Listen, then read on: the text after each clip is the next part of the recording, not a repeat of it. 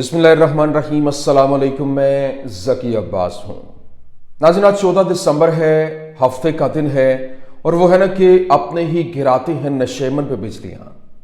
ये बात मुसलमानों के ऊपर बिल्कुल सादिक आती है, क्योंकि पिछले 15 माह से जो तकरीबन 1 साल और 3 महीने गुजर चुके और फ़लस्तीन आग के अंदर जल रहा है, वहां पर जो 1,86,000 के करीब अमवात और लोग जख्मी हो चुके हैं। और फिर जो लेबनान है, वहां से भी जो जंग चली और फिर वहां पे जंग बंदी हुई, आपने वो तमाम का तमाम सिनेरियो देखा और हम आपको रिपोर्ट करते आ रहे थे कि ये वहां पे ये सब कुछ हो रहा है। और यहां तक कि ये जो जंगें लड़ी जा रही थी, ये जो लड़ाइयां लड़ी जा रही थी, ये बगैर सपोर्ट के मुमकिन नहीं था। वहां पे फलस्तीनी मज़ाहमत जो है उसको हथियार पहुंचाए जा रहे थे, लिबनानी मज़ाहमत जो है उसको हथियार पहुंचाए जा रहे थे। और जब ये लिबनान के अंदर जंगबंदी हुई तो उस वक्त भी ये खबरें सामने आ रही थी कि इनकी सप्लाई लाइन काटी जाए, जहां से इनको असलहा मुयस्सर होता है ताकि ये मजीद लड़ने के काबिल ना रहे। और हमास को लेकर जो फलस्तीनी मज़ाहमत है उसके हवाले से भी यही प्लानिंग थी कि इनको इतना कमजोर कर दें कि इनके पास जब हथियार नहीं होंगे, ये लड़ नहीं पाएंगे, तो उस वक्त इनके साथ मुज़ाकरात करें और इनको कॉर्नर कर दिया जाए। अब जनाबे वाला वही कुछ हुआ और फलस्तीन की पीठ में यूं कह लें कि छुरा घोंपने के मुतरादिफ है ये बात कि आप जो है वो उसको ऐसी जगह पर लाके खड़ा कर रहे हैं कि अब वो दोबारा से सस्टेन नहीं कर पाए, वहां पर खड़ा ना हो पाए, क्योंकि असलहा सप्लाई जो है वो बंद हो गई है। ये कैसे हुई है, किसके थ्रू, वहां से असलहा कहां से आ रहा था और इसको कहां पे कट लगाया गया है, ये बड़ी अहम स्टोरी है, ये आपके सामने रखना है। और फिर जो दूसरी जानिब शामी द्रूज कम्युनिटी है उसकी जानिब से बगावत कर दी गई है और द्रूज कम्युनिटी की जानिब से इजराइल के साथ इल्हाक का ऐलान किया गया है और बाकायदा तौर पर उन्होंने इजराइल को कहा है कि हम आपके साथ रहना चाहते हैं। ये क्या स्टोरी है, ये भी आपके सामने रखना है। और दूसरी जानिब जो यमन और इराक की जानिब से मुश्तरका ऑपरेशन जो है वो लॉन्च किया गया और ये ऐसा जबरदस्त किस्म का ऑपरेशन था जिसके बाद वहां पर जो ड्रोन्स हैं, जो मिसाइल्स हैं, वो इजराइल की तरफ दागे गए, वहां पर उन्होंने हिट किया। ये ऑपरेशन कैसे लॉन्च किया गया, ये तमाम तर डिटेल्स वन बाय वन आपके सामने रखते हैं। अच्छा नाज़रीन, सबसे पहले तो मैं आपको बता दूं, देखो इसी के ऊपर बात कर लेते हैं। ये जो यमन और इराक की जानिब से ऑपरेट किया गया, ऑपरेशन किया गया, ये बड़ी अहम स्टोरी है। अच्छा, सबसे पहले मैं आपको बता दूं कि यमनी जो आर्म्ड फोर्सेस हैं उसकी जानिब से बाकायदा तौर पर उनके जनरल ब्रिगेडियर जनरल की जानिब से कहा गया कि the air force units carried out 2 operations targeting 2 sites in एश्कलॉन and याफा। मतलब उसकी जानिब से बताया गया कि जो इनकी एयरफोर्स है उसकी जानिब से 2 ऑपरेशंस लॉन्च किए गए, जिसमें एक जो था वो अश्केलॉन के ऊपर था और दूसरा जो था वो याफा, यानी जो इनका दारुल खलाफा है तल अबीब, उसको लेकर बाकायदा तौर पर इसके ऊपर हमला किया गया है और ये 2 साइट्स को निशाना बनाया गया। और फिर मजीद क्या बताया गया, उसने कहा the 2 operations were carried out by 2 drones that were able to bypass the interception systems and successfully reach their targets। मतलब उसने कहा कि ये जो हमने 2 हमले किए हैं, 2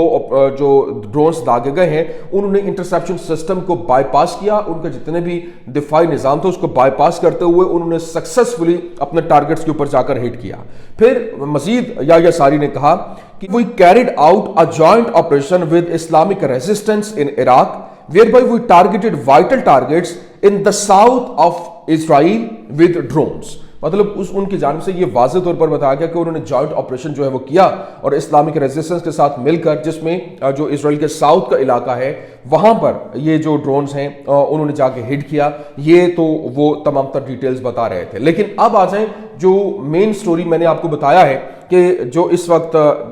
जो शामी द्रूज कम्युनिटी है वो बाकायदा तौर पर बगावत के ऊपर उतर आई है और किस तरीके से ये सारी की सारी प्लानिंग जो है वो तरतीब दी गई। आप अंदाजा करें कि इसराइल का जनूबी शाम में तोसी का जो मंसूबा है वो अब हकीकत बनता जा रहा है। क्यों? क्योंकि 6 जो द्रूज देहात के मकीनों ने खास तौर पर हादर गांव के फैसले के बाद वहां जहां इजरायली फौज काम कर रही है वहां पर जाकर ऐलान किया कि हम इजरायली हुक्मरानी में रहना चाहते हैं और दरख्वास्त करते हैं कि इजराइल जनूबी शाम के गांव को नहीं छोड़े और हम गोलान की पहाड़ियों का हिस्सा बन जाएं। उन्होंने यह भी कहा कि वो किसी भी शामी तंजीम को अपनी सरजमीन में दाखिल नहीं होने देंगे, यहां तक कि उनकी लाशों के ऊपर भी। یہ کون کہہ رہا ہے؟ یہ شامی دروز کمیونٹی، جو کہ وہ بارڈر کے اوپر ان کی جو کمیونٹی رہتی ہے، اس جہاں پر کہا جا رہا ہے نا جس طرح سے کنیترا کا علاقہ اور دیگر جو علاقے ہیں وہاں پر انہوں نے کنٹرول حاصل کیا، اور مزید آگے جو بارڈر لائن بنتی ہے، کیونکہ وہ ایک پوری کی پوری بارڈر لائن ہے اور وہ ایک ہاٹ لائن بن جائے گی، وہاں پر حملے شروع ہو جائیں گے، تو وہ اس وجہ سے اب وہ بھی یہ کہہ رہے ہیں کہ ہمیں ان کے ساتھ نہیں رہنا، یہاں پر ہمیں شام میں نہیں، آپ ہمیں اسرائیل میں کر لیجئے۔ دوسری جانب آپ دیکھیں اسرائیل کا جو نیا توسیعی منصوبہ ہے، اس کو دیکھیں، میں آپ کو ایک پہلے بتا دوں، ایک بڑے کینوس کے اوپر دیکھیے، ایک آپ جو ہے وہ مسلمان ہونے کے ناطے نہیں بلکہ ایک انٹلیکچوئل لیول کو بڑھاتے ہوئے کہ یہ بیسیکلی ہو کیا رہا ہے انڈرسٹینڈ کرنے کی ضرورت ہے، جذباتی ہونے کی ضرورت نہیں ہے کہ جی آپ جو ہے وہ اس کی سائڈ لے رہے ہیں، آپ اس کی سائڈ میں حقائق بیان کرنا سب سے امپورٹنٹ یہ چیز ہوتی ہے۔ اچھا، یہاں پر جو اسرائیل کا توسیعی منصوبہ ہے وہ شام میں دروز ریاست کا تصور ہے۔ اب یہ دروز ریاست کیا ہے؟ دروز ریاست یا جبل العرب ریاست کا تصور اسرائیل کی ایک پرانی تجویز ہے جو حالیہ واقعات کے درمیان دوبارہ جو ہے وہ سامنے آئی ہے، اور اس منصوبے کا مقصد مقبوضہ فلسطین کو شام سے الگ کرنے والی ایک ریاست بنانا ہے جس کا دائرہ پرانے شگال ایلون پلان سے جو ہے وہ زیادہ وسیع ہے، اور اس اپ ڈیٹ شدہ ورژن کے اندر جنوبی لبنان کو بھی شامل کرنا بیچ میں طے ہے، اور مجوزہ سرحدیں اور اسٹریٹجک اہداف مجوزہ ریاست شام کے دروز پہاڑوں سے لے کر ان کی اردن کی سرحد تک پھیلیں گی، جس میں جنوبی لبنان کے کچھ حصے جو ہے وہ شامل ہوں گے، اور اسرائیلی سیاسی اور عسکری شخصیات اس منصوبے کو ان خطوں سے پیدا ہونے والے خطرات کو بے اثر کرنے کا بہترین حل قرار دیتی ہیں، اور یہ دروز اسٹیٹ کو اسرائیلی بستیوں کی حفاظت کے لیے ایک انسانی ڈھال کے طور پر جو ہے وہ تصور کیا جاتا ہے، جو 7 اکتوبر کے واقعات کے بعد دفاع کی پہلی لائن کے طور پر کام کر رہی ہے، اور تاریخی سیاق و سباق اور موجودہ پیش رفت یہ جو خیال جو ہے وہ پیش کر رہی ہے کہ اصل میں کئی دہائیوں سے یہ پہلے تجویز کی گئی تھی، لیکن غزہ جنگ کے دوران دوبارہ یہ سامنے آئی، اور مبینہ طور پر گولان کی پہاڑیوں کو نام نہاد جو اسلامی انتہا پسند گروہوں سے بچانے کے بہانے یہ چھپ کر نافذ کیا جا رہا ہے، اور اسرائیل ان گروہوں کو جو داعش سے تشبیہ دیتے ہوئے یہودیوں کو نقصان پہنچانے کے ارادے کے طور پر پیش کرتا ہے، اور اس حقیقت کے باوجود کہ داعش نے کبھی بھی اسرائیل کو نقصان نہیں پہنچایا، اس نے ہٹ نہیں کیا، ایسے گروہوں کی تشکیل میں اسرائیل کے کردار پر 20 سوالیہ نشان جو ہے وہ لگ چکا ہے۔ اب دیکھیں کہ جو رپورٹس بتا رہی ہیں کہ اسرائیلی فوج نے سرکاری تردید کے برعکس بفر زون کو عبور کرتے ہوئے ان علاقوں میں وہ داخل ہوا، اور وہاں یہ دعویٰ کیا کہ اسرائیل کے اقدامات کا مقصد خطرات کا مقابلہ کرنے کی آڑ میں کنٹرول مضبوط کرنا ہے، اور لیکن اس منصوبے کی مکمل حد تک جو ہے وہ اس کو یوں کہہ لیں کہ اینالائز کرنا اور دیکھنا باقی ہے، اور اس اقدام کے علاقائی استحکام اور اسرائیلی حکمت عملی پر اہم اثرات جو ہے وہ مرتب ہو سکتے ہیں۔ لیکن یہاں پر میں آپ کو بتا دوں، دیکھیں اس وقت جو سب سے امپورٹنٹ چیز ہے، میں نے جس طرح سے آپ کو بتایا کہ جو یہاں پر جو ہمارے مظلوم فلسطینی بھائی ہیں، بہن بھائی، وہاں جس طریقے سے وہ ریزسٹ کر رہے ہیں اور وہ لڑ رہے ہیں، وہ آپ کے سامنے ہے۔ ہم آپ کو اپڈیٹ کر رہے تھے حماس کو جس طرح سے یا پھر لبنان کے اندر حزب اللہ ہے، یہ جس طرح سے ریزسٹنس کر رہی تھی، اور ابھی تک تقریباً 1 سال اور تقریباً 3 ماہ گزر چکے، ابھی بھی وہ لڑ رہے ہیں، اور وہ کہتے ہیں کہ اپنے ہی گراتے ہیں نشیمن پہ بجلیاں۔ یہ بات بالکل صادق آتی ہے، کیونکہ یہ جو لڑائی تھی یہ بیسیکلی ایران سے سپورٹ، عراق سے سپورٹ، یہ بیسیکلی یہاں سے ہوتی ہوئی جو اسلحہ ہے وہ شام کے راستے ہوتا ہوا یہ لبنان اور جو وہاں تک جو کہہ لیں کہ فلسطین میں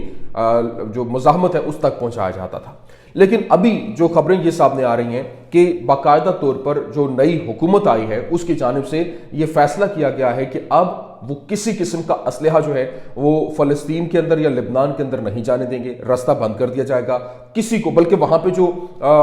ان کے گروہ ہیں، جو جنگجو گروپس ہیں وہاں پر مزاحمت کے، وہ وہاں سے ان کو چھوڑنے کا جو ہے وہ آرڈر بھی جاری کر دیا گیا۔ ابھی خبر یہ سامنے آ رہی ہے کہ شام میں جو تحریر الشام نے مبینہ طور کے اوپر ایک ملک کے اندر موجود فلسطینی دھڑوں کو اپنی فوجی کارروائیوں کو ختم کرنے کی ہدایت کی ہے، اور پھر بشمول ہتھیار ڈالنا،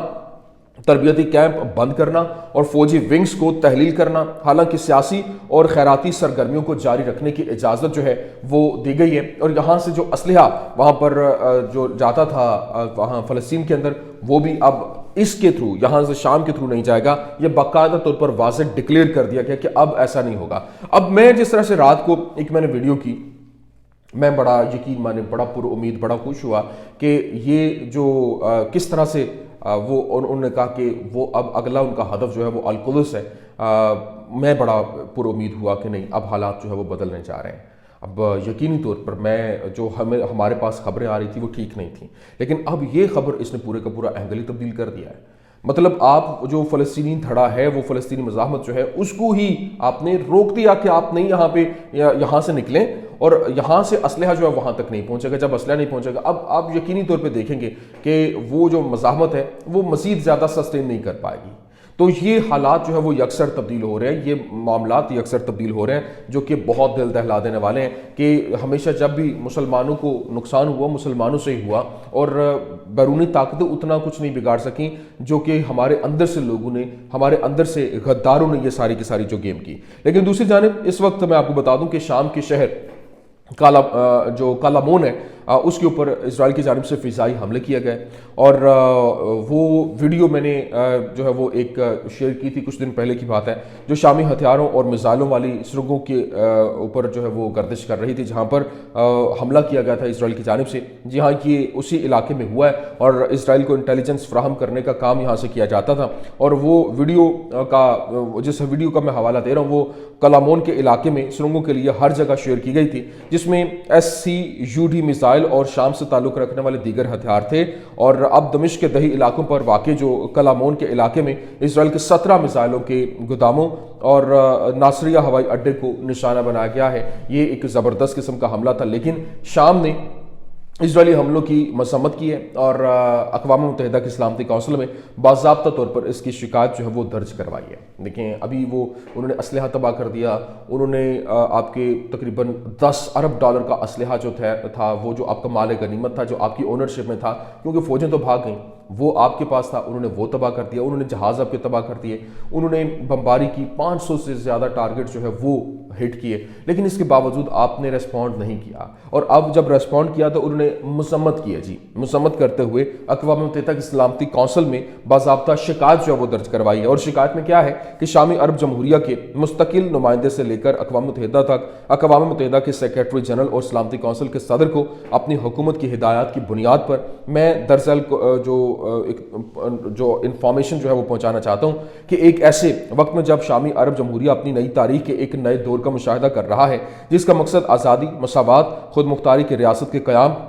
اور خوشحالی اور استحکام کی اپنی امنگوں کو حاصل کرنا ہے، جیل کے علاقوں پر حملہ کے اسرائیلی جو ریاست نے اپنی جارحیت کو بڑھایا، اور الشیخ اور کنیترا کے دیہی علاقوں، اس میں شدید گولہ باری شامل ہے، اور پھر جو پرتشدد طور پر شروع ہوئی اور مسلسل شہری مقامات اور املاک کو نشانہ بناتی ہے، جس سے ان علاقوں میں شہریوں میں نمایاں تباہی اور دہشت پھیل جاتی ہے۔ شامی عرب جمہوریہ ان اقدامات کی شدید مذمت کرتا ہے، جو کہ سلامتی کونسل کی قرارداد 350 کے ذریعے تصدیق شدہ 1974 کے علیحدگی کے معاہدے کی خلاف ورزی کی سنگین خلاف ورزی کے ساتھ ساتھ شام کی خود مختاری، اتحاد اور علاقائی سالمیت کی کھلم کھلا خلاف ورزی ہے، جو کہ شام کے اصولوں اور مقاصد کے منافی ہے۔ پھر کہا کہ اقوام متحدہ کا چارٹر، بین الاقوامی قانون اور سلامتی کونسل کی قراردادیں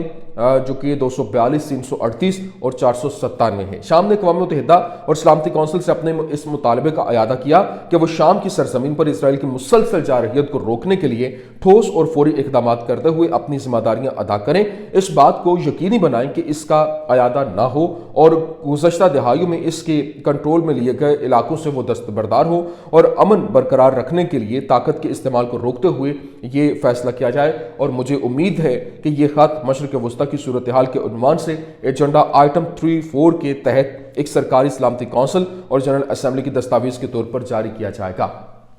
یہ جناب والا پوری کا پورا سینیریو میں نے آپ کے سامنے رکھ دیا۔ آپ خود اندازہ کریں کہ اب مطلب کیا یہ صرف اور صرف جس طرح سے کنٹرول آیا اور یہ جس طرح سے ایک امیدیں باندھی گئی ہیں، آپ کا اپنا علاقہ جو ہے وہ جا رہا ہے، اور آپ صرف مذمت کر کے اقوام متحدہ کے اندر جو ہے وہ آپ یہ کہہ رہے ہیں کہ ان سے کہے کہ وہ چھوڑ دیں۔ آپ کو پتہ ہے، آپ کو معلوم ہے، ہم آپ کو بتاتے رہے ہیں، اقوام متحدہ کی کون سی بات جو ہے وہ اسرائیل نے مانی ہے۔ آپ دیکھیں فلسطین کے اندر کون سا مطلب فلسطین کی ریاست ابھی تک اس کے اندر قرارداد جنگ بندی کی ہوتی رہی، وہ نہیں مانی گئی۔